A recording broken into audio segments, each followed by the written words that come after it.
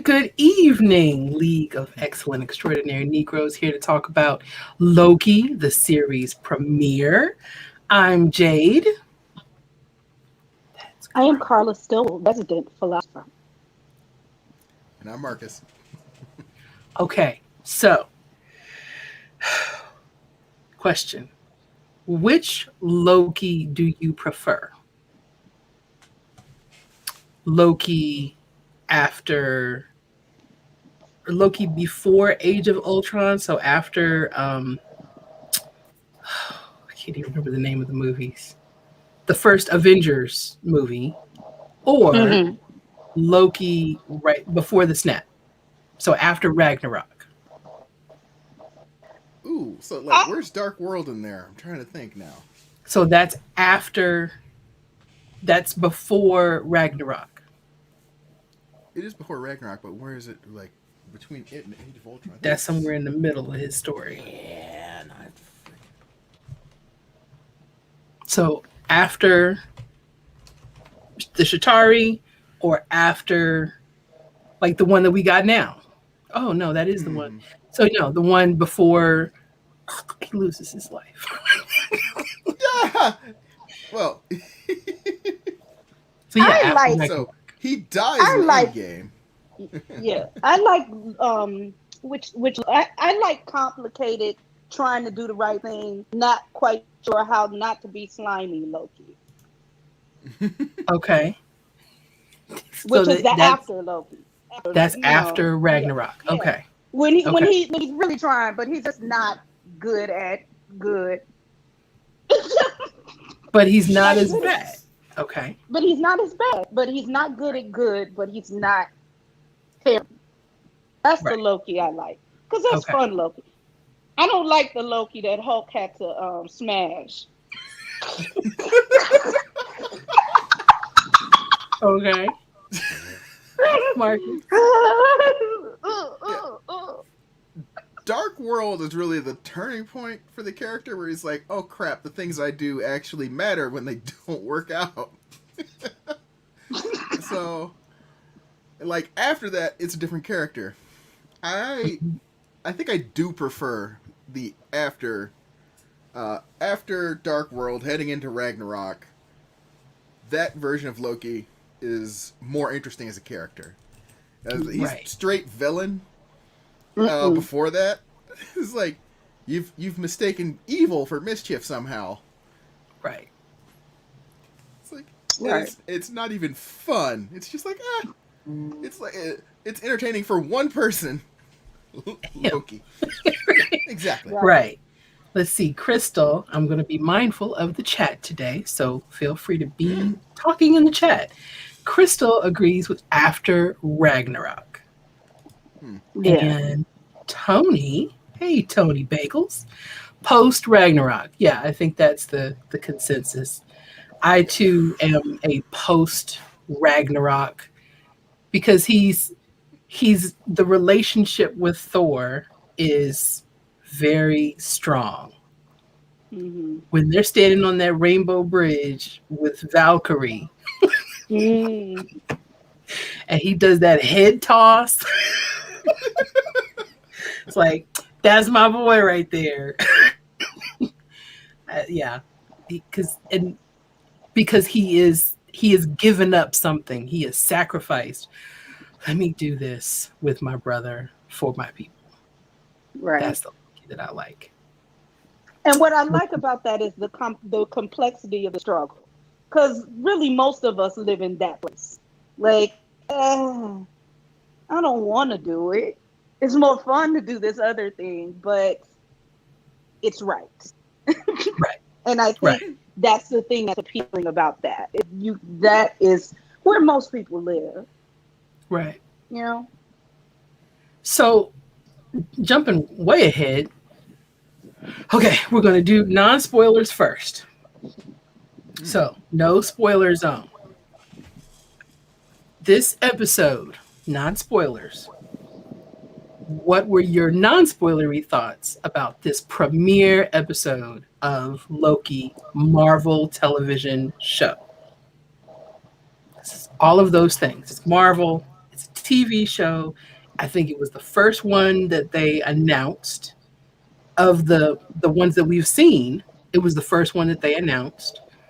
Um, it was the one where we know the most about Loki Mm-hmm. from all of the people in all of the shows that we've seen.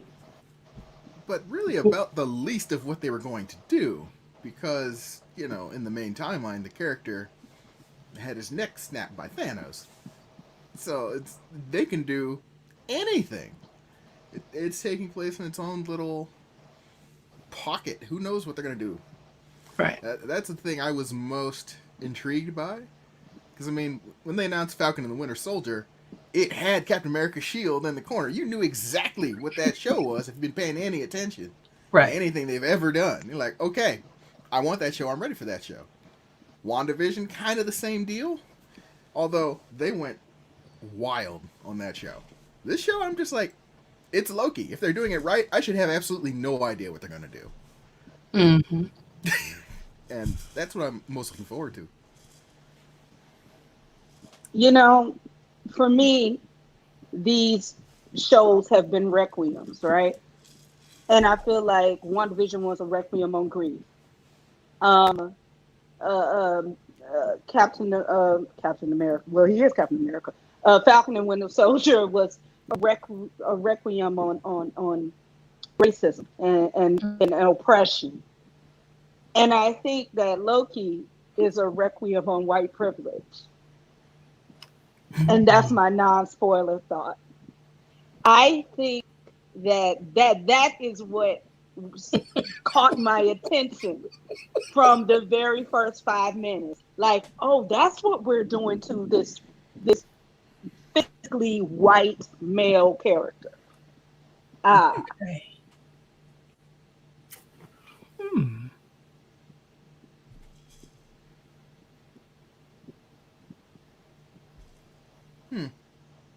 Right. That is an interesting thought I had not thought about. I had not considered that lens, no, but it's like, this character believes he's a god. And that's the point. And Right. It's just to be treated thusly. He believed it so deep, Right. and nobody else cared. Right. Hello, Karen. And he feels everything that he wants, he feels he's entitled to. And we have the Loki that's not been broken yet. Come on, Marvel. Oh, Come on, my Marvel. goodness. Oh my goodness. Marvel is doing the work. Marvel is doing the work. I'm not sure I want to slide them up to that table just yet, but I will watch. Well, this is why I will slide them to the table, because it's very clear that they're doing this in stages for digestion. When we have the grief conversation, that's the beginning of a cultural healing conversation. Right. That's the beginning. You have to talk about grieving and loss and things. So I just feel like it's step 3. We move it. Well, and when we talked about Falcon and the Winter Soldier, and that I think it was the 5th episode, where Winter Soldier, Bucky, he identifies where he was wrong, he accepts responsibility, and then he apologizes. And I said, somebody should just take that and then use that in a racial healing or diversity inclusion course. Somebody has. They let me know that they did. They took that clip and used it as an example for participants, because it's how you apologize and accept responsibility for something. So that's an interesting thought. Oh, go ahead. I'm just going to look at the chat. Oh, no. I'm just sitting here going, Oh, no. We didn't.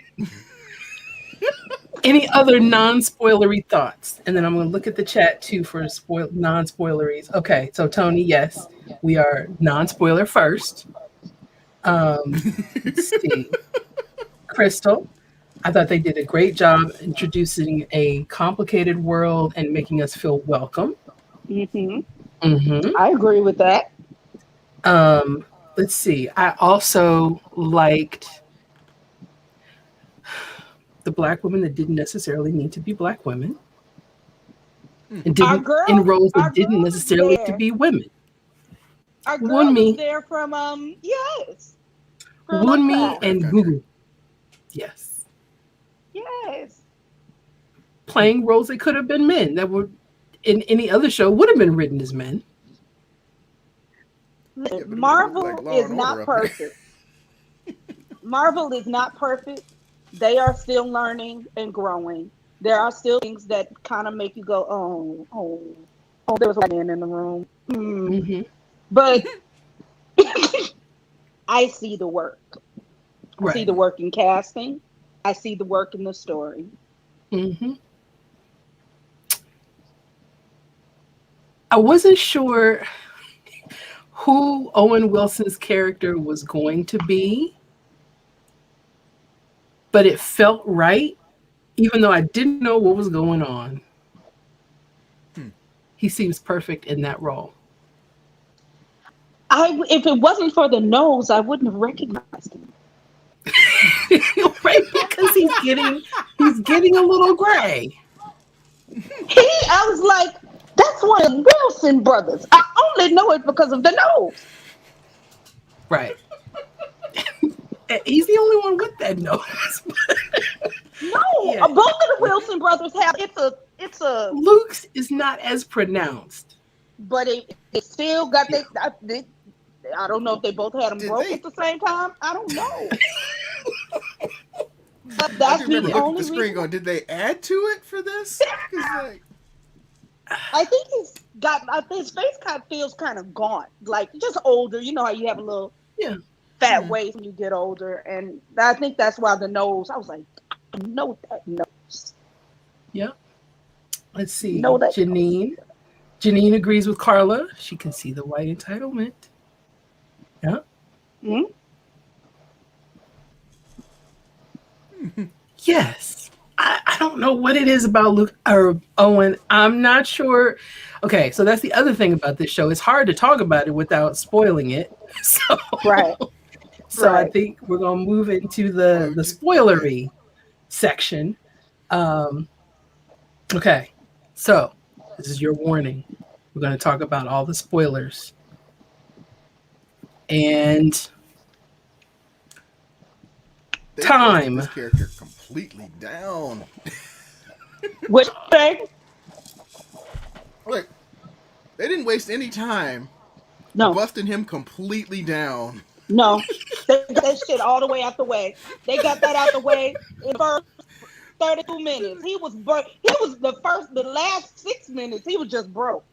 Like they started like, Oh my god. and when I tell you what is the name of the local the organization where he was The TVA, the Time TVA. Variant the Time Variant Association, the Time Administration or Variant something like that. Administration. That's what it is, the Time Variant Administration. When I Right. tell you that they pulled the DMV, all the DMV city organization, you got to get a ticket rules out. I laugh. That this is where we start. Like, oh no, you have to. We're gonna wash you all the way down. Like, to Marcus's point, they physically broke him down. They Yes. took his little leather cape. They put him in a jump. This is fine as Guardian leather. Please hold still.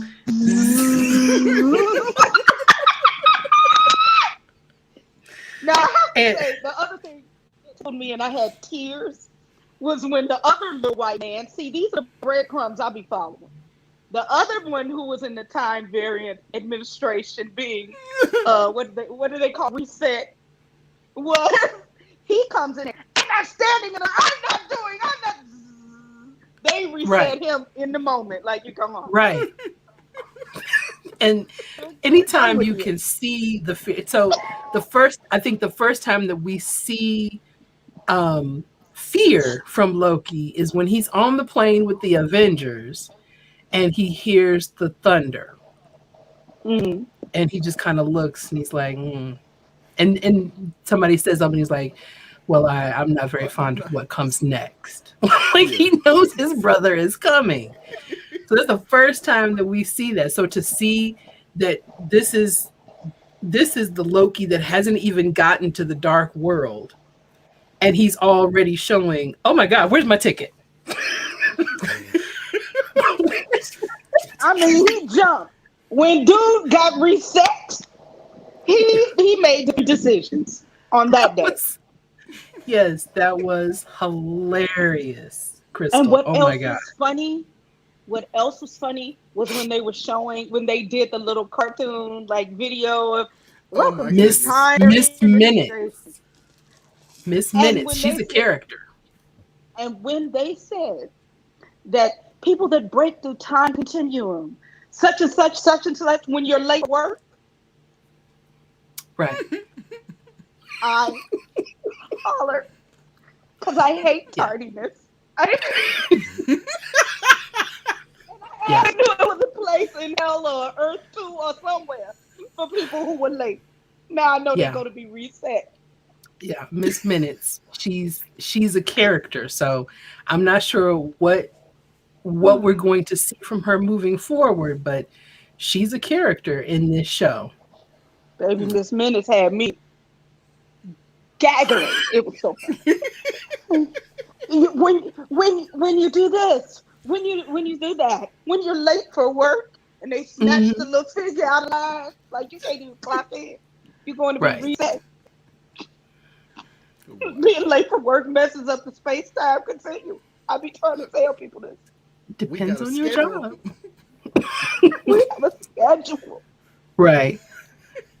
Okay, so after he's lost his clothes and he falls through the floor in a jumpsuit. Oh, and they put the thing around his neck. No. Oh, wait. When did they collar him? That's After after they he had him signed. sign. Oh, no. Please note this is everything you've ever said. Just slide on. Yeah. on a dot matrix printer. How's that possible? And then the little sheet of paper slid out. He put it upside. Mm-hmm. This one too.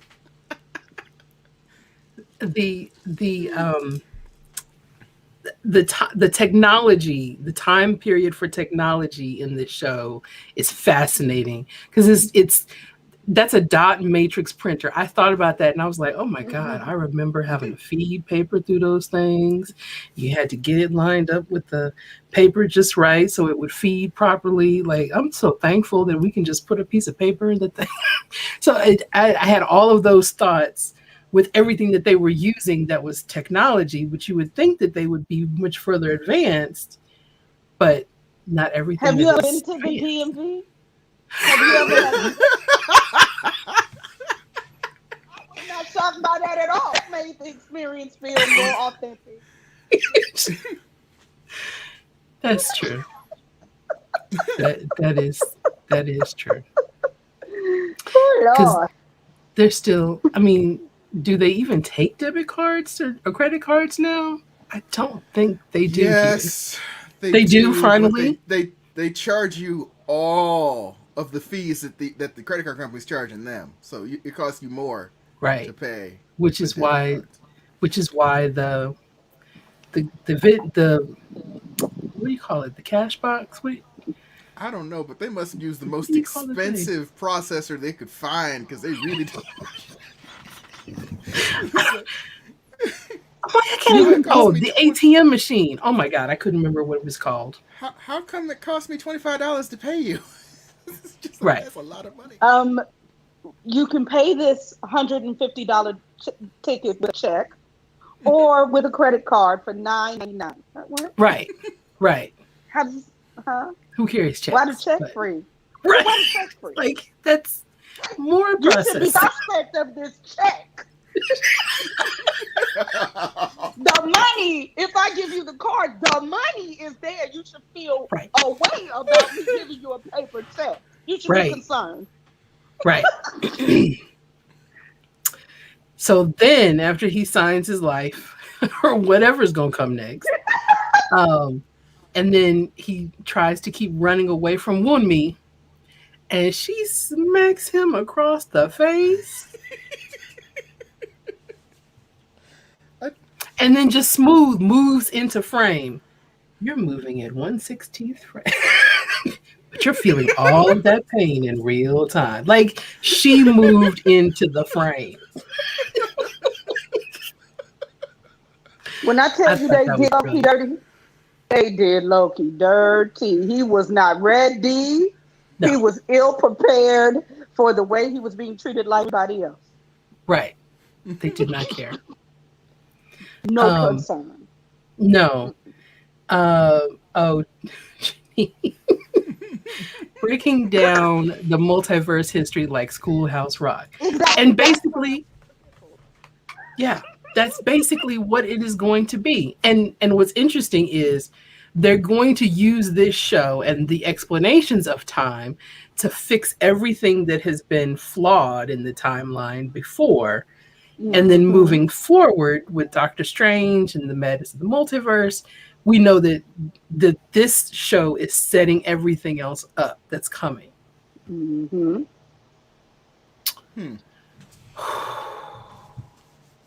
So much fun. Oh my gosh. Okay, so what's next? So he goes to court. Oh, Gugu. Goes to court. He went to court. What else have we seen Gugu in? Oh, she just had the look of familiarity to me, and I'm like, So she was in a period piece called Belle, where she played Belle. Oh my God, I can't think of her last name, but a real person. Okay. in 1830s England. She was in the movie with what's his name, Trey Parker. Something the Lights. She was like a pop singer, something like that. Gugu. No, I have to go. What else is she? She's been in Black Things. I want to say Black Things. Beyond the Lights. Yes, thank you. She was in Beyond the Lights. She was in Belle. She was.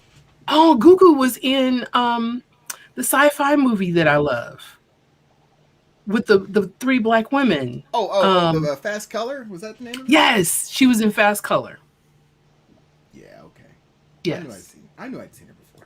And I've always loved and respected her because she was doing from the very beginning of her career, or very early in her career, now I can't think of her name. The other British actress that just started using her African name. Tandy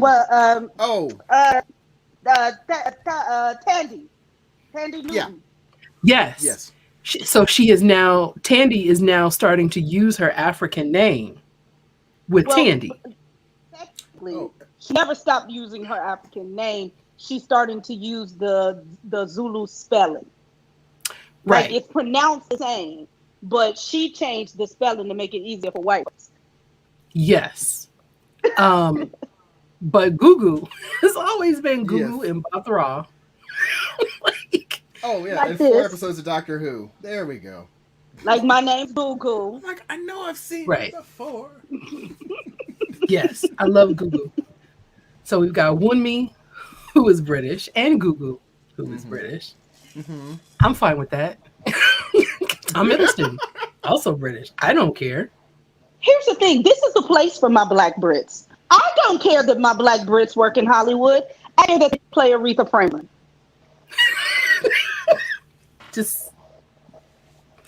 And Harriet Tubman. That's what I care about. Yeah. Yes. I'm not even going to go there with her because, I have lots of feelings about just her as an actress. Not even that she's brilliant, just her. We might need to do a whole show to unpack that. Somebody should talk to her agent. Just like, hey, we have some concerns. The Morning Show. I've never seen The Morning Show. That's the People keep Apple telling TV. me that is. Yeah, they keep telling me that show is brilliant. Like that is really, really a brilliant show. So I need to check it out because I have Apple TV and I never watch it. So Right. Oh man. Okay. I need to get a show on that. I need to get a show on each of the 1,000 platforms I have. And Tony, yes, you should be watching Doctor Who. I'll give you a guide on where to start if you'd like. And no, you can skip Aretha because Respect is coming out.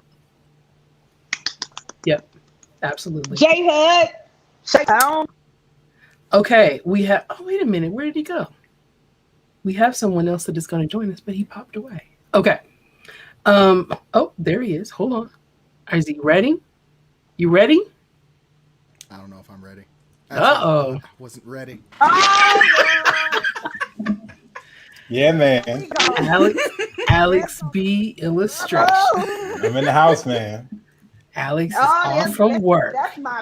That's my friend. All right. So we are at the point where Loki is in front of Gugu. So he's in court being charged with I don't even remember what was he charged with, altering the timeline. Yeah, messing up the space-time continuum. That's what he messed up the timeline. Being late for work, messing up that. Yo, why did my aunt? So my aunt's not really watching the show. She's like in the kitchen while my mom is cooking, and me and my mom are watching the show. And Sherry in the middle goes, "Wait, so he's just in jail the whole time?" I'm like, "Yeah, Sherry." She was like, "Well, I don't know why I would want to watch that. Why would I want to watch somebody in jail?" I was like, "Sherry, most shows where we start in jail, you stay in jail. You don't leave. Why would we do that then? What would this?" And so I was like, "Sherry, just we're just gonna watch this show, all right?"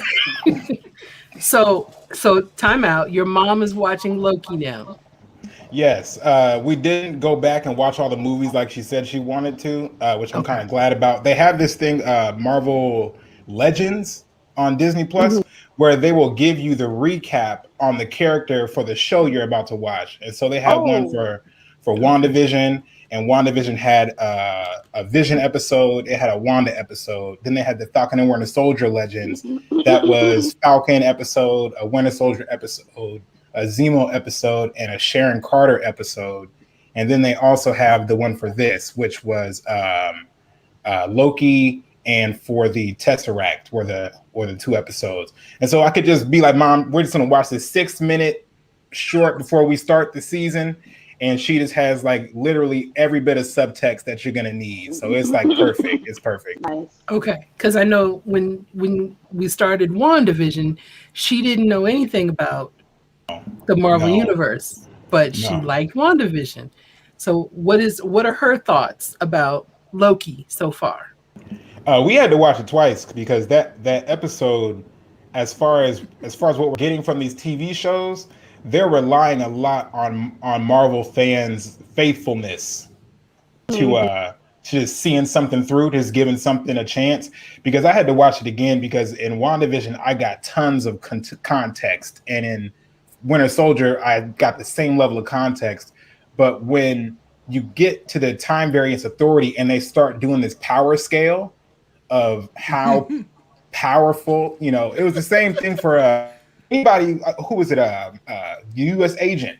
He didn't understand the power scale when he got in here. He thought Captain America was just the end all be all, and then he got laid out by the Dora Milaje, and he had to realize, no, it goes like many tiers. And then not only that, you got to forget that there's lateral movement also. There's a whole tier that's just like on this level. And he's like still just like, even with some super soldier serum, still just like very low on the bar. Loki has his own US agent moment. My goodness. Where he truly believed that Thanos was the end all be all, that whatever Thanos wanted, he had no idea of, but he just assumed that was the one. But he opens this drawer and has like an existential conflict. Like, Wait, Alex. So Alex, they open the drawer and he gets the Tesseract, and then he looks in, he's like, "Are those Infinity Stones?" And dude goes, "Oh yeah, we got a bunch of these down here. Oh My my office God. mate uses them as a paperweight." That's Right. Crazy. mind snapped in that Yeah. moment. Mm-hmm. He was like, "No, Imploded. no, ma'am." He was like, Yeah. "Ma'am, Mm-hmm. ma'am, That and sirs." that's what I love about the Marvel universe is So that good. it when you really start digging into it, the big three, this like Iron Man, Thor, Captain America, is like such a tiny piece of like what power actually is. And for Loki to be like a god and be like, I'm in awe of what I am witnessing is like a message to the fans. Like, no, we're Infinity Stones. Everybody's been asking for a while to get rid of the Infinity Stones conflict. Like, let's just do that and move on. And we put these shits in a drawer. You know what I'm saying? We're not gonna look at them. When he told the So man good. that they used them as paperweight Right. on their desk, Mm-hmm. I Yeah, Loki was done. He he could was no shooketh. longer deep down in his shondo. He was Well, down and here. when we get to that moment, because when he was first taken away by Wunmi and taken to the room, he's like, it's a tesseract, and you better be careful with it. And the guy's like, sounds dumb. Yeah, Like, yeah. okay, and he put it in the drawer. I should have realized it at first because watching the Tesseract episode, they explained that a mortal can't just touch this cube. It's not normal for you to be able to handle it like that. Right. Star-Lord couldn't do it. Red Skull couldn't do it. But when he drops down in the Lobi Desert, that agent just walks up and he's like, well, let me pick this with me. Like, Right. let this be the 48th time I had to grab this thing. We got to break down the time variant authority though, because I got my first incredibly insane theory that I would like to discuss. Oh, All okay. right. All right. Hold on. All right. Just put a pin in that. I had Hold on. foil on my head the whole time. Because I don't think you heard Carla's theory in our non-spoilery section. So That's my N word. So we'll see what the tinfoil theories are and how they match up. Yeah. But let's get to the middle section first. Are we at He's Owen yet? Because we don't know what. He's in the he's room not with good. Owen. Okay, so can we just break the fourth wall? I don't enjoy Owen Wilson's acting. I'm along for the ride, but I always see him as Owen Wilson. Like I'll never not see Owen Wilson. You know? I feel like he a walking works fart here. joke, man. He's a walking fart joke. But I think that's why he works in this. Because that character is so supposed to be so kind of out of touch, kind of flighty, kind of sleight of handish, because we know he's evil. Like, we know he's evil. Like, whatever. But I think that's why that energy works in this piece. Owen Wilson, as an actor, I just see a fart joke.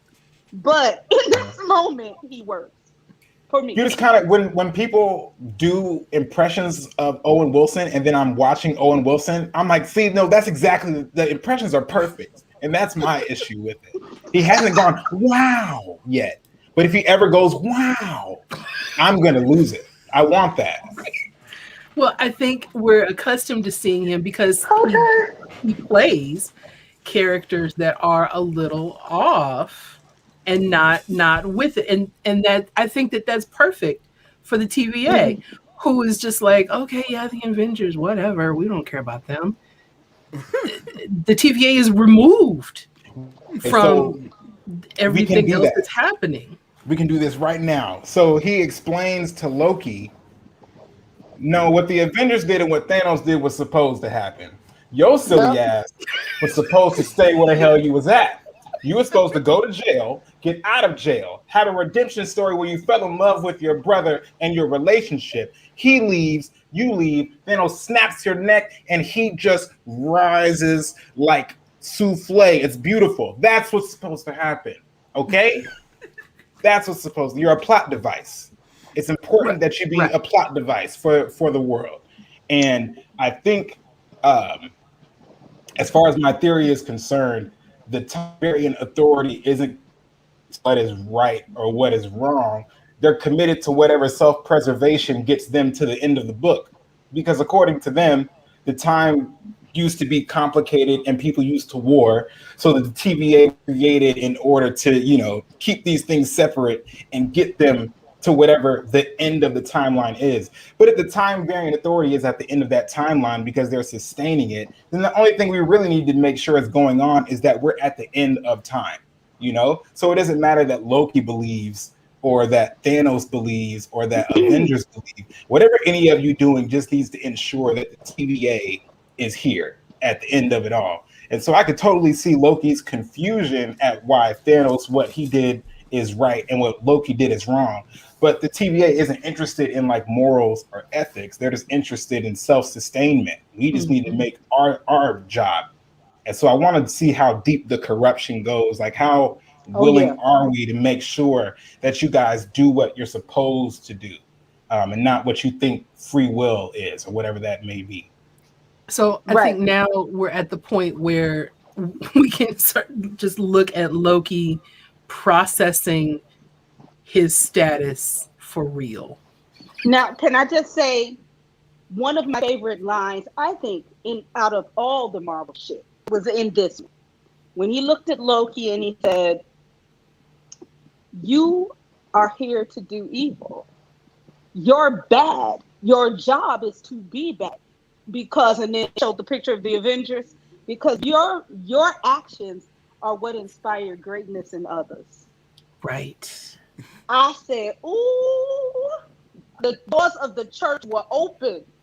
This is why I like Loki, the actor that plays Loki, because you saw a whole conversation in his face about how that dressed him. That dressed him all the way down.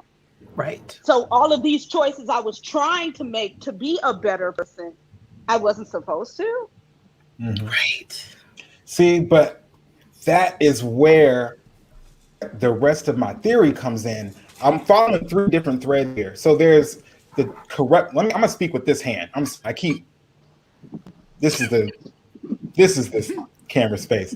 So I look stupid. I keep trying to so I'm following 3 threads. It's the corruption that is the TVA. Wherever Loki ends up at the end of the show, if he can't go back to his timeline, are you like on parole? Are you going to become a cop? Are you going to somehow get out of here? If we're not going to like put you back, you're not 2012 Loki. You're not 2018 Loki. You're some weird 3rd, 4th, 5th version of Loki. Owen is trying to make him a snitch. It's the first 48. Mm-hmm. It's really the first 48. Like that's what he's doing. He's gonna snap out and take him in these superhero streets and make him a snitch. And nobody in jail does anything without scratching somebody's back, right? If he's the warden and Loki is the prisoner, there's no reason why, if I just told you that your life is like void at this point, like we're not going to put you back, you can't redeem yourself, there's no reason from this point forward to do more. Why should Loki help you unless you are going to also lend some type of olive branch to the situation? Otherwise, I would kill myself. I'm going to be real. I would do it. I'd be like, well, what? Well, if my life means nothing, then just zap me then. Why should I help you? Especially if a second / third Loki got out before I got out, then your stupid time variant authority timeline doesn't make sense because I'm not the first Loki to escape. Loki's escape. That's what Lokis do. You're trying to stop me from being Loki, so you can do whatever you want to do. And I think that's what it is. That there's another Loki that they're after. That the one that is figured out how to steal the reset grenade and kill the agents for the TVA. You know what makes that sad about what you just said? That would further prove that Loki's not the original Loki. That Loki's some original Loki out there. That's the first one, because that's the one who managed to outsmart whatever this big machine is who caused this strain. Now other Lokis are escaping. This is the second one to get out at this point. Maybe third, maybe fourth. It's just rogue Lokis all over the place. Mm-hmm. And it's something interesting when Wunmi came to get Owen so that he could go to, were they in France or Italy? And she says, "What are you doing?" just the way what are you doing? So he's not doing something that is protocol. He's not doing something that's scripted that they do normally. Right. So whatever is happening, he's trying to figure out another way to handle it. Owen Wilson's character is named Mobius M. Mobius. So Mobius M. Mobius is Owen Wilson's character, and Wumi is Hunter B-15. Right. She's a hunter. This show is going to aggressively not make sense, and I'm happy about it. Yeah, I'm so here for it. I'm insane, so I'm just like... This is insanity. It's not. Yeah. This is not tethered to anything. Some things are going to be evil. People are being reset for being late for work. This is my show. The office is some weird 1970s, 80s level technology on the Yeah. inside, but we got flying cars outside. It's fine. Yeah. Right. And, It's like- we're using the kidney stones as paperweights up in this. Mm-hmm. What's good? And whoever this person is, which is probably another Loki, Mm-hmm. has candy from the future. And she just giving it out to people. I don't know why you would leave a calling card like stuff that's affecting the timeline, like you're just setting off tiny grenades. Like, here's some bubble gum. Here's like an iPad. Here's like, hey, have you ever seen like a tire? Like just dropping stuff off. Like, it doesn't mean shit to us. Like, I would love to go back in time and just shock people by the things that we find like mundane. You know, like this is a water filter.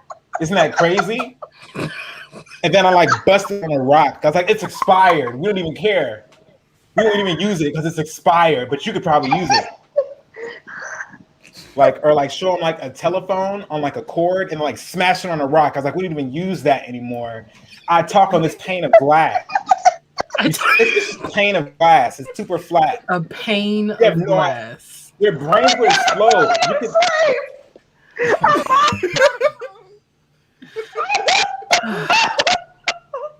you just you could scare the shit out of people. Like, do you know, like I think it was Beethoven played one of his symphonies and the crowd had a riot. Like, they had never heard sounds like the sounds he was producing, and they had a riot.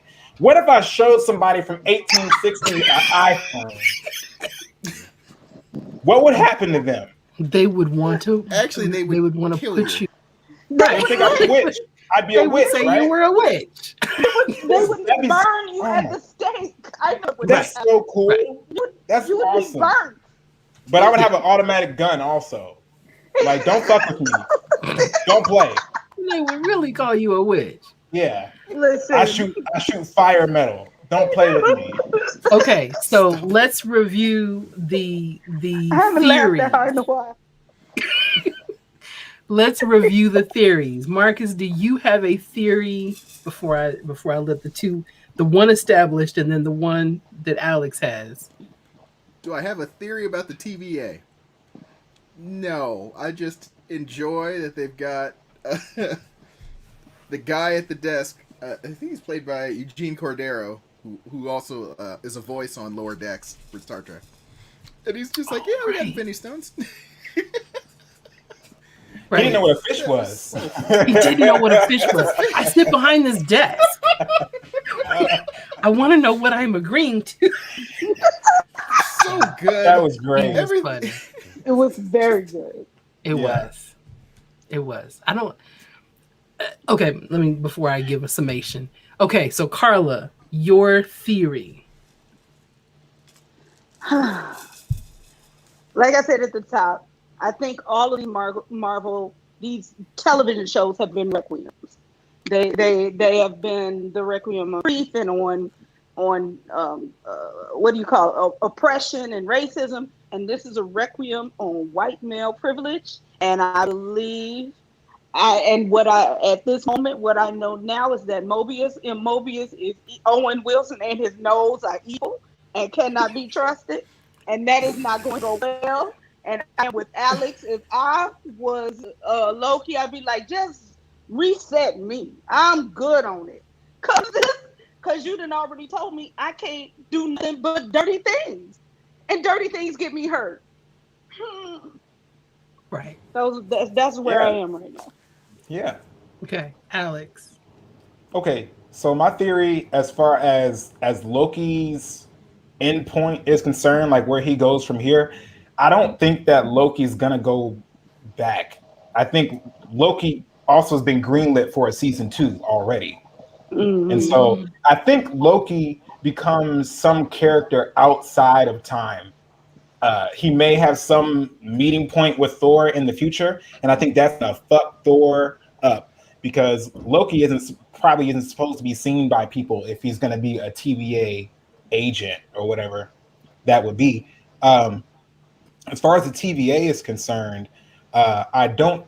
This is what I said about shows. I just don't think when you show us the big boss at the beginning, that's the same big boss at the end. It's always a front. So I want to know who the big boss is at the end that's deciding that you guys need to ensure that I stay alive. Because when they show you that little cartoon, it also says narrative created by the TVA something company. Right. And so it's definitely made up. They definitely tell you straight up that these aren't humans. We created these people to ensure that our timeline is the most important. The TVA's timeline.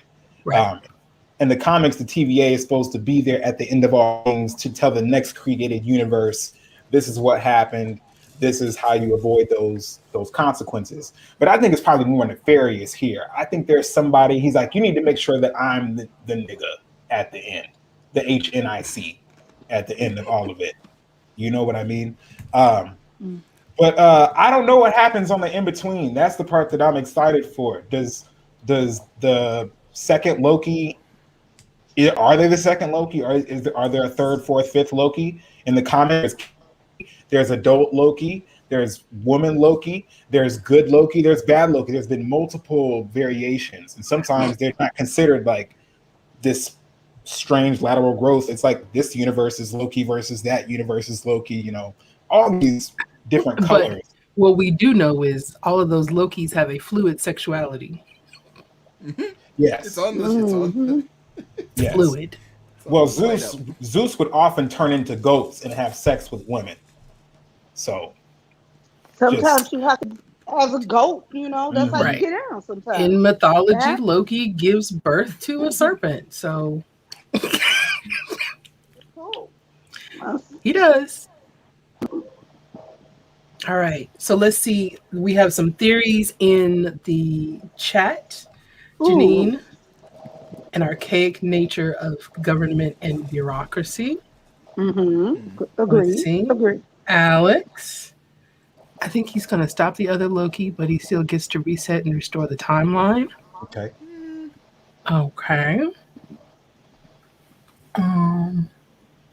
But now Tony, what you talking about?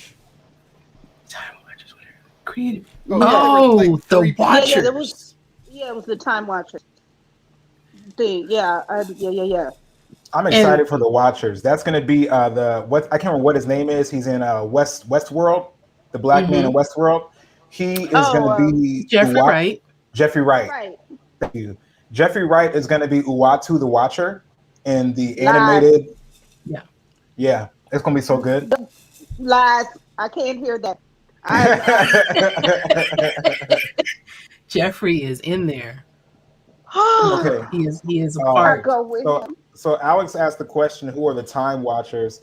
I don't know if they're the Time Watchers or the Watchers. I'm familiar with the Watchers, but the Watchers are these huge headed beings, and they wear like cowl and a cape, and they have golden gloves and like a white robe. They look like aliens, big bug eyes, right? Their job is to observe.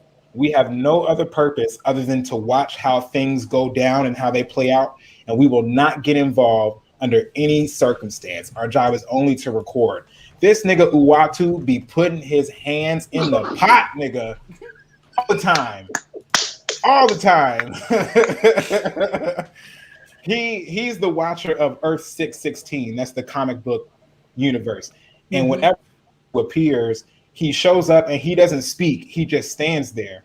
But the fact that people in the realm Earth 616 can see Uatu means that whatever is about to take place is one of the most important events in the entire, because he's here watching this at this point. We did see the Watchers in the MCU just once. I think it was at the Guardians of the Galaxy 2 post-credit scene. There's Stan. Yeah. Yeah, those are the Watchers. You see them and nothing actually happens. If the Watchers and the TVA are connected, that would be difficult for me to deal with, only because the Watchers are like inherently good. Like they have no interest in doing anything. They're not going to get involved in good or bad. They're just here, I don't know. I don't think I could be unsettled by anything that happens in this show. We already have 3 different Lokis in this show. Already 3. Yeah. And so Loki was DB Cooper. My mom laughed at that, and I was like, I laughed hard. I laughed hard. I'm like, are they saying he's DB Cooper? Yeah, they're saying he's DB Cooper. That's like I saw the thing about who DB Cooper was, and I was like, but was that the coolest thing we could have put in this show, though? I was like, I don't know if that made me go. Well, because DB Cooper has still never been found. He probably died. When that happened, I don't think he died doing the thing, but he's dead now. Right? Well, yeah, I'm sure he's dead now. But they never found him. They never found him. Oh God, see, I didn't know who Cooper was. Oh God, see, yeah, he's some dude who hijacked the plane, and then he kissed the stewardess. And then he jumped off the plane and he hijacked the plane for like hundreds of thousands of dollars. And nobody ever found him because he parachuted off the plane. Is that story that great? According to Alex, the FBI just closed the case a few years ago. So it really is an interesting story if you look into it.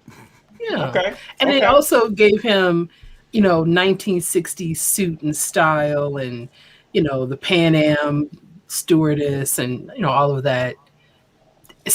I think it's an indication of what they can do with Loki in other parts of the timeline where he's not Loki. I think they're just going to be playing with this world of time and people. He could be anybody.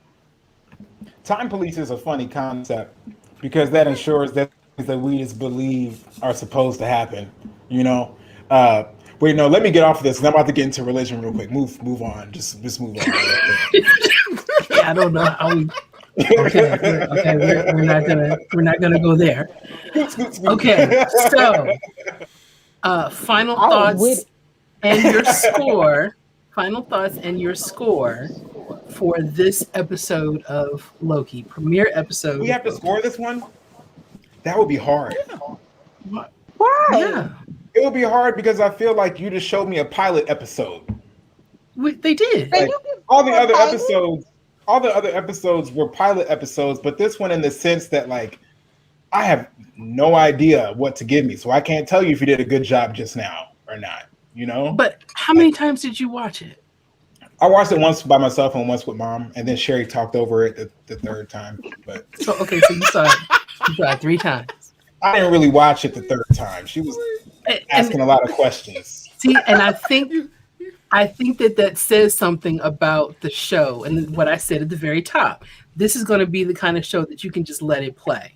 It's going to be like Star Trek for me. It can be on in the background and I could pay attention to 5 minutes of it or not. It could just be there. I think that says something about the show at this point. For me, it did, because I watched it 3 times and I could have watched it more. I had to stop myself. I was like, why am I watching this again? So is the Time Variant Authority, would you call it like a dimension? Because it's not like a universe, because a universe isn't a community of people. a universe is like an expanded area of just vastness.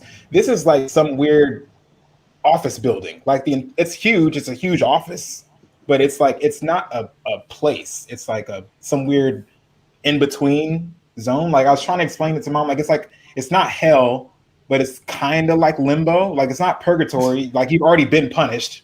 You know, you're here. That there's not like a jail cell. Like we're gonna zap you, or you're gonna work with Owen Wilson. There's not like a in between. Like right. but it's like a pocket universe. Yeah. Okay. Just like a little place unto itself.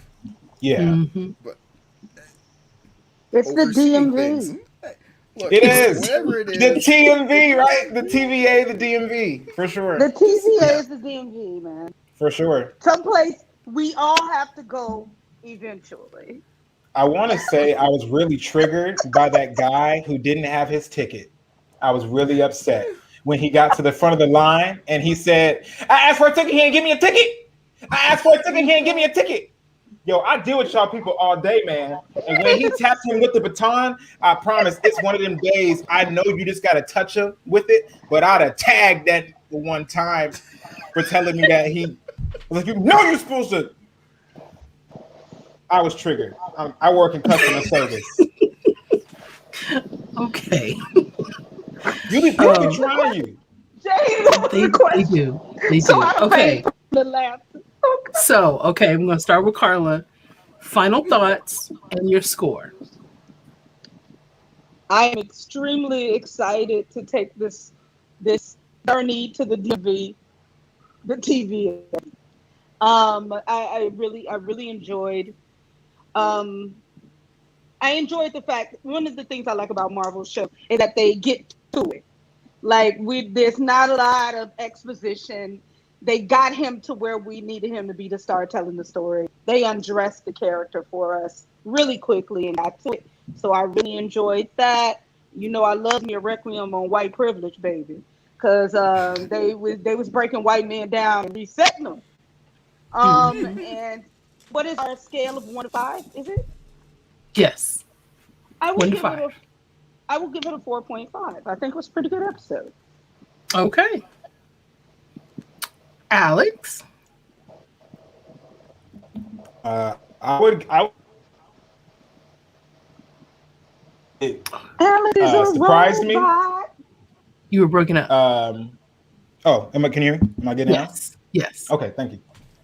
So I would give it a 5. I would say I give it a 5 because it surprised me. I would give it a 5 because it's going in directions that I couldn't have predicted.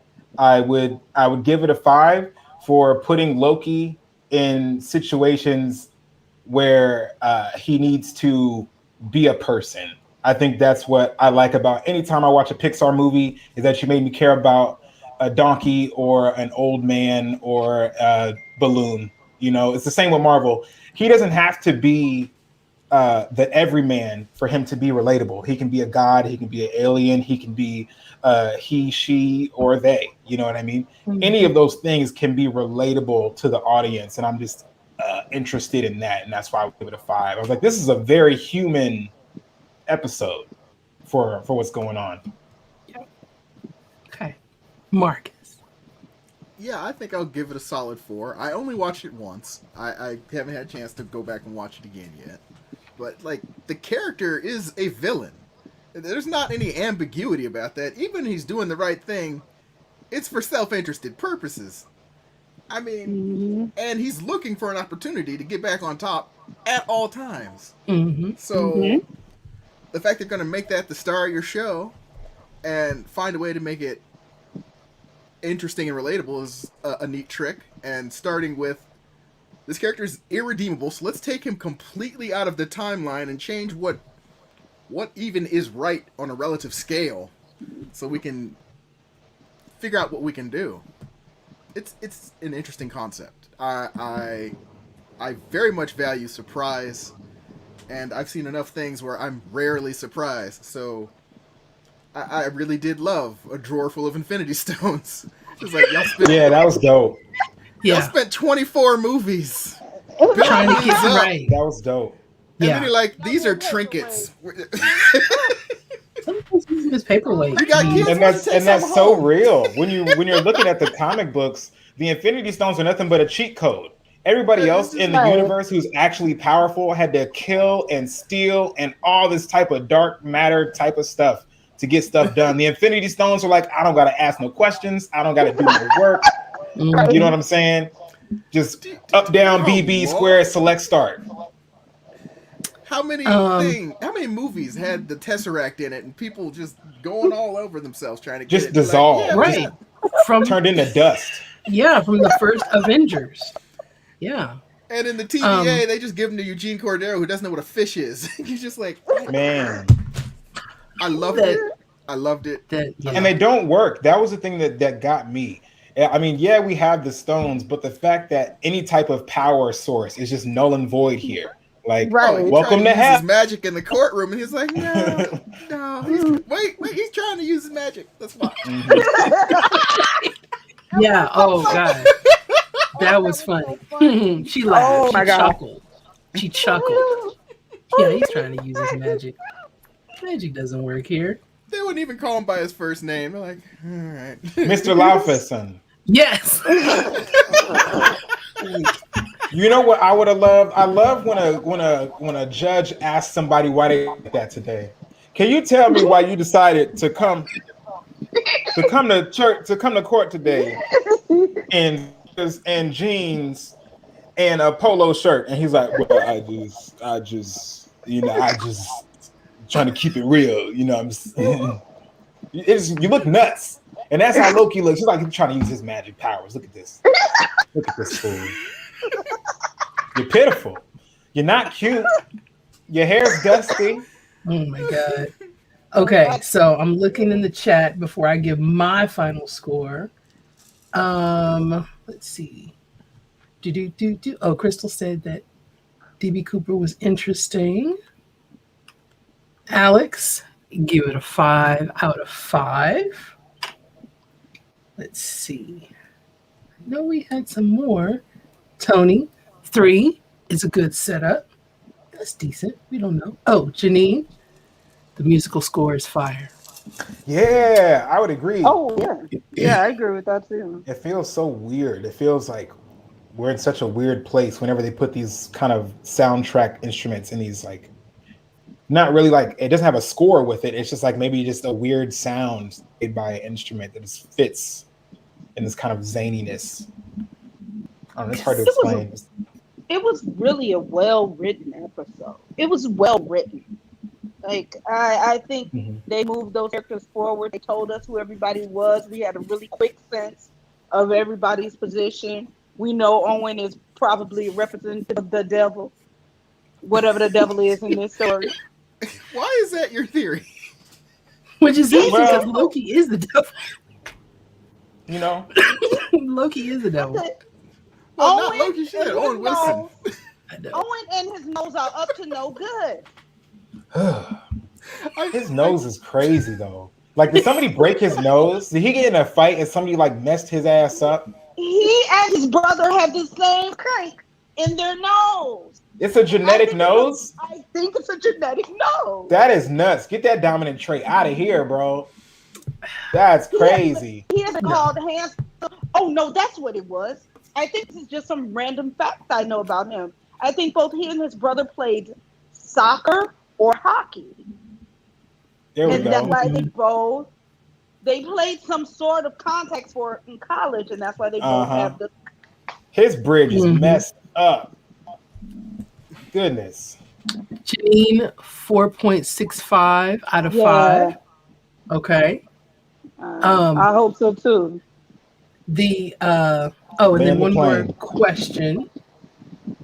How do they make sense, especially in the Eternals and these other movies? I think the Eternals, because that's the other side of it. That's a power spectrum that they don't care about what's really happening. Because they could have intervened in the first Avengers and just the Eternals is a power scale that the TVA is definitely above everything, but there's a lot of power scales between the Eternals and what's greater.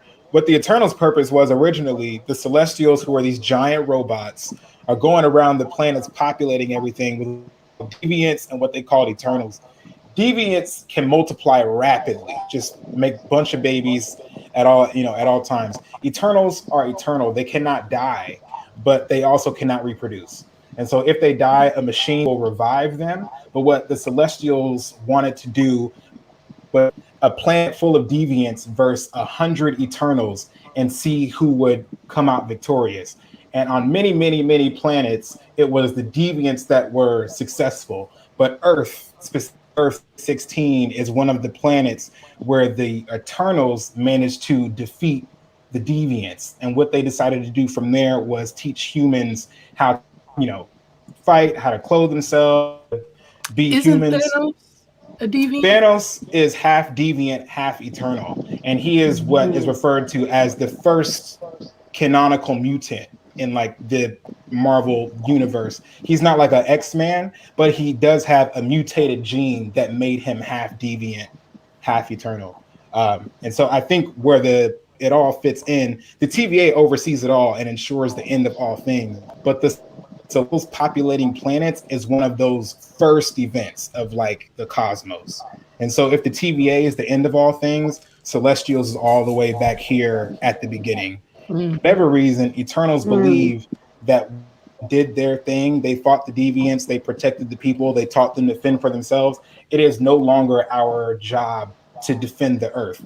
We are obsolete machines at that point. They don't consider themselves like we consider ourselves people that are finite resources that will burn up and will die eventually. They're eternal. And so at some point they decided I don't care. I'm apathetic to this situation. Ask a new question. Is that gonna work for the MCU? All of it is like a hodgepodge. You know what I mean? Some of it, not all of it. But I think what it does is it sets up the TVA over here and the Eternals over here that have known what was going on with these little people with these powers running around fighting these things, and why they didn't intervene or show up, like because we don't. I mean, you all are just doing whatever. It's like Carol Danvers. It's like Captain Marvel she said there's other things happening in the universe. And what you're dealing with, I mean, it's just one thing that's happening in the universe. So I think that the TVA and Loki and the Eternals just set up widening the world a little bit more. It's gonna be and she said it best when she said it. She said they didn't all have you guys. Not everybody in the universe has you guys. So when Loki says to Owen Wilson, well, you don't want me, you want the Avengers because they changed the timeline. Well, no, they changed the timeline and put it back. That's what they did. They messed it all up and they put all the stones back where they were supposed to go. And Captain America #2 is probably in jail somewhere for messing up his part of the timeline. But yeah, man, that's absolutely right. The Avengers are protecting the timeline. It's not anything more than that. If it works, then it works. Right. I think so. I give it a 5 because I rewatched it and could rewatch it again. So being able to go back and enjoy watching Tom Hiddleston with the words. He's such a phenomenal actor. I love him so much. And I hadn't really thought about the first Thor movie, Kenneth Branagh. So the first Thor movie, I was just like, but he really did create that world of Asgard and the way that they spoke. I mean, his Shakespearean background, that's why they got him to do that Thor movie. So thinking about what that first Thor movie did and the world that it set up for Loki and who that character was, I have to go back to that first Thor movie and give it so much more credit than I did initially. Because Tom Hiddleston went into this to be Thor. He was blonde, because he is blonde. Right. He worked out. He was about the same size as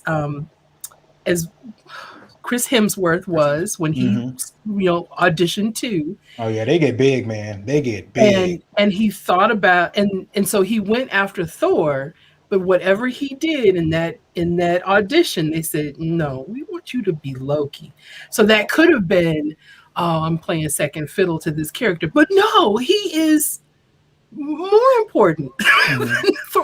I like Thor, especially with Taika Waititi and what he's done with Ragnarok. But Loki, from the very beginning, it's like, oh no, I'm paying attention to that character. And to see him break down in that room when he saw his mother killed, and to know that he was the reason why she was killed. And then to see the look on his face when Thanos snapped his neck. Yeah. You know what I just think Marvel has done and is continuing to do really, really well is that forward thinking in the storytelling. Like, I think when people create stories, they only think 4 or 5 seasons out, or they only think a 1 and a 2 of a movie out. I think that the fact that people 20 years ago took a step back and said, okay, we're going to lay this story out. We're going to do all of this exposition. Because the reason they don't have to do 3 episodes of exhibition with these movies is they've done 15 years of it. Right. Right. They've been feeding us all the exposition we needed for 15 years. I tell people, anytime you don't like a Marvel something, stop thinking about it like its own thing. It's never the beginning or the middle. These things are all at the beginning or the end. They're all the middle. Yeah. You have to take each story For sure. as a part of the middle. I think it's just brilliant and fun. We're trying to say, got to keep this boat going. Got to keep the train going, man. We can't sell these toys if the movie stop. we can't do that. And the other thing that I know, what I've heard in some interviews, people talking about the Loki school, that Tom Hiddleston actually held a class for the people that were coming into the show that didn't know much about the multiverse or the MCU. He actually held a class on set, used a whiteboard, used clips from all of the movies. Like, he literally had a Loki class. That's it. That's adorable. I would be sitting there. I'd be so happy. Jade, if you liked, if you were thinking back on Thor 1 nostalgically, I would say Marvel Legends, the Tesseract episode and the Loki episode has Loki's like best B-roll. Tom Hiddleston's like best B-roll from those movies. So you don't got to watch a whole movie to get like the good shit. It will give you, I promise, 8 great minutes of B-roll of just Tom Hiddleston, just Will Smith in it, just going crazy. So that's the suggestion to watch Marvel Legends on Disney Plus. Yes, for sure. Oh gosh. All right, Carla Stillwell, where can we find you and what do you have going on? Oh, all over the place. The Stillwell Institute for Contemporary Black Art. This year we'll be doing our 2nd annual Southeast Performance Arts Festival here in Chicago, August 21st. You can find us on the internet, the interwebs, the Facebooks, the Instagram, and the Twitters at thestillwellinstitute.org. And there will be information up there soon. Details soon. But yes, that's where we are. That's what's going on with me. All right. Alex. All right. So you can find me at AlexB_illustrations. And on my Instagram, I'm always posting new artwork. I got a new piece that I'm working on right now. I just want to show it real quick if I can share my screen, if it will. Can you guys see my screen? Hold on. How do I make this? Oh, I have to do that. Oh, okay. Okay, hold on. Come share my screen. Come and share my screen. Oh, So very good. right now I'm working on a Colossus Magic playing card, and so uh, I'm posting it every day, just like my in progress or whatever, and it's just going step by step. And so I'm tangling up birds and vines and flowers all inside of it and stuff. Is that Yeah. Lady Thor? Bananas. Is that Lady Thor in there? No, that's magic. Oh, you might have to do that again. You want to see it again? Yeah. Okay, hold on.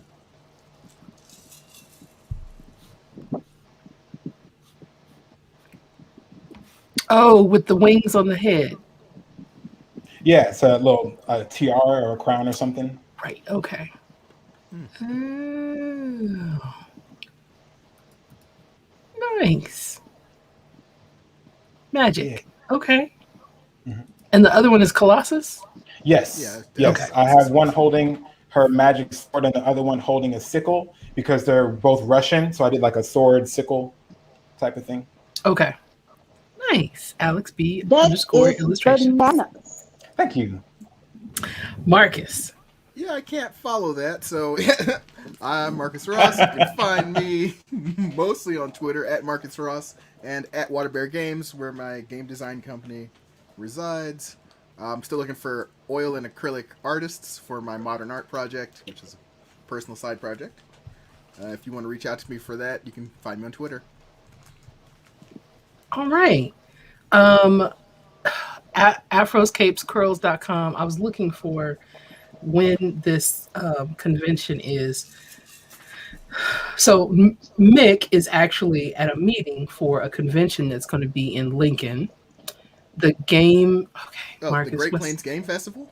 Yes, thank you. The Great Plains Okay. Game Festival is in August in Lincoln, and our family plays games. I'm sure Marcus Ross and the House of Afros, Capes, and Curls will all be present at the Great Plains Game Festival. And that's what Mick is actually doing right now. We also have this Saturday, game night, Juneteenth Spectacular. So join us for game night. Have possibly some new things and maybe some new faces as well. Maybe. Okay. And some new stuff. I mean, maybe. Oh, I also have prizes to give away. Prize. Game Shop. I have some gift cards from the Game Shop. So I'm going to give some of that away on Juneteenth. Okay. Very nice.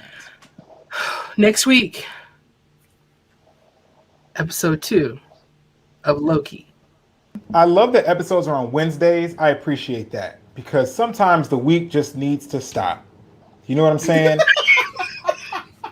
Sometimes I get off the phone with these white people and I just be like, somebody show me something. Jesus Christ, show me something. It's got a whole fool. A whole fool. Man. Show me Loki. Okay. 2 days until Loki. Yeah, you got a little more time. It's the midweek, the hump week.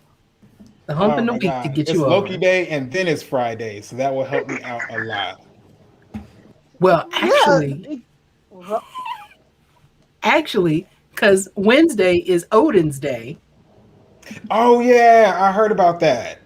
It's like and Thursday is Thor's Day. Yeah. Friday is Frigga's Day. Loki doesn't have a day, so he took Odin's Day. That makes sense. And he was also portraying Odin. He was pretending to be his father Right. in Ragnarok. I like that This is marketing. hilarious. Hey, did you guys watch Bad Batch, that Star Wars show? Yes. I haven't watched it because I don't really know Star Wars, but is it good for like the animated thing? Yes. I feel it. I have been watching MODOK on Hulu. MODOK, the mental organism designed only for killing. The guy, he's the big head. He sits in a chair. That's on Hulu? MODOK has an animated show. It kind of looks like Robot Chicken.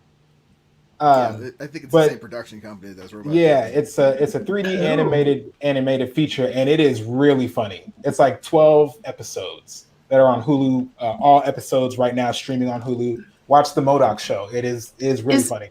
Is MODOK Marvel or DC? It's Marvel. Marvel. That's what I thought. He's AIM. He's an AIM scientist. Right. Mm-hmm. That's okay. Okay. Yeah, it's not really aware. good. I don't look MODOK is really. Oh my gosh. Self-contained.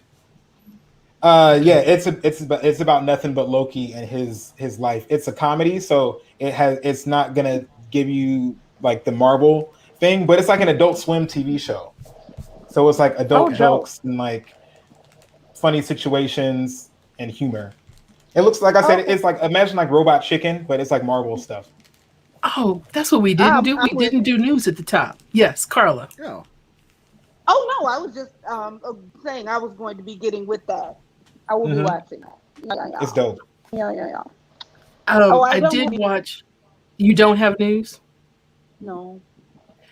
Solos on Amazon Prime. I kept passing it by, and then I saw a commercial for it. And what caught my attention was the one with Morgan Freeman, which I didn't watch because I think it has to do with Alzheimer's. But it's mostly like the first episode is Anne Hathaway. She's building a time machine. She's talking to her future and her past self. That's the whole first episode. They're like vignettes, and they're all independent stories. It's sort of like Amazon Prime has their own Black Mirror now. That's what it feels like. Because there are some things that connect them, but the stories aren't dependent upon those things. Solos. Might for lips. It's really good. Yeah. Put it back. Well, put it on the list. And the new Captain America is he has one with himself. I know we don't talk about DC a lot on this TV show, but did you guys hear that Discovery bought Warner Bros. And DC Entertainment? No. Yeah, AT&T has put Discovery inside of their conglomerate. Now AT&T owns whatever is what they're calling what is it? Something Discovery. They're putting the names together. Not HBO Discovery. It's like something Discovery, but that would be Discovery. Time Warner Discovery is what they're going to call it. DC is going under. They were sold in 2012 for I think 120 million. Discovery bought DC this year for 68. Oh, it's Warner Brothers Discovery. Warner Bros. Discovery. Oh, yeah. The other show that's going on back. Netflix. Well, I don't. Okay, well, maybe. I think that. Well, it's an Image comic, so that's not necessarily. That's not a DC comic. It's an Image. That's a whole different entity, right? Image is its own thing. I believe so. Sweet Tooth on Netflix. Sweet Tooth is from a graphic novel. I have Sweet Tooth. I read Sweet Tooth years ago. It's actually really good, and they postponed it because of the pandemic, because there are some things that are very pandemic adjacent in Sweet Tooth. But it's Robert Downey Jr. produced this show. It's called Sweet Tooth. It's on Netflix. It's really, really good.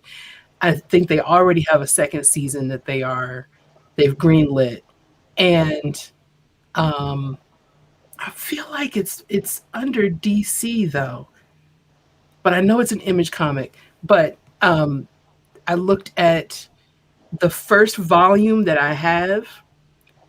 The price of it skyrocketed. Oh, yeah, Collector's item. Yeah, That's yeah. dope. It's already I do skyrocketed. have one news. But it's not well, it is kind of a nerd. It's a food nerd news. On Netflix, there is a show called Fresh, Fried, and Crispy. First, I don't know if you all, there's this, the guy that does the food videos from his car, Dame Drops. Big guy, big beard. He did a viral video about 10 years ago. He was so popular, Burger King picked him up And he's in one of those Burger King drive-through chicken sandwich commercials, the big brother with the beard. Mm. And now Netflix is giving him his own show where he goes nice. to 3 cities and tastes food and says which one is the best. And just having a brother who just started as a blogger get this kind of opportunity is really dope. So fresh fried and crispy, it's on Netflix. Nice. I stopped when the preview showed them frying a peach on a stick. It looked delicious. And I yes, saw it. I when they wrapped that thing and they dropped it in that fryer, and he came out and he said it's like a peach cobbler on a stick. I said I'm not watching this right now. It's food porn. Not It's doing big it. black man with a big beard eating things slowly. Like Right. Mm-mm.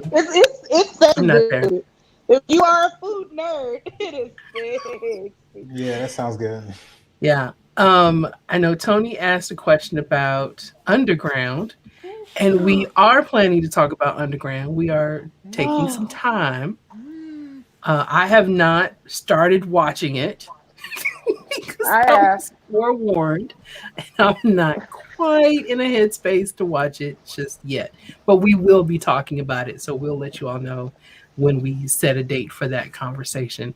And episode 2 of High on the Hog. Yes. So, yeah. All right.